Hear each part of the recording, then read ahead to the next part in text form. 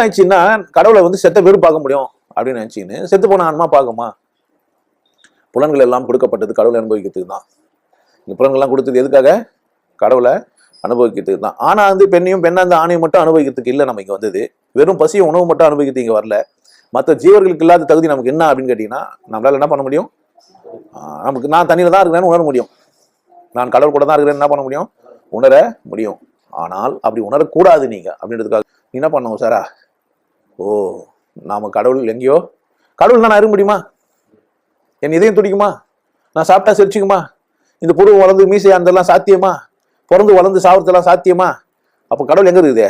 இது உள்ள உடம்புக்குள்ளவும் வெளியே ஒரு இது அந்த ராமே பாகவர ராமா. கடவுள் இல்லாத இடமே இல்லை. உணராம செத்துட்டா திரும்ப உணர்றதுக்கு தான் சந்தர்ப்பமே. மீண்டும் ஏன் நம்ம பிறப்போம் அப்படின்னா உணர்றதுக்கு தான். அப்போ செத்து பேர் போய் பார்க்கமானா பார்க்காது. செத்து பேர் என்ன பண்ணாது? பார்க்காது. எப்படி நீ தூங்கி போயிட்டா ஒன்றும் இல்லாமல் ஆயிட்டியோ அந்த மாதிரி செத்து போயிட்டா ஒன்றும் இல்லாமல் ஆயிட்டு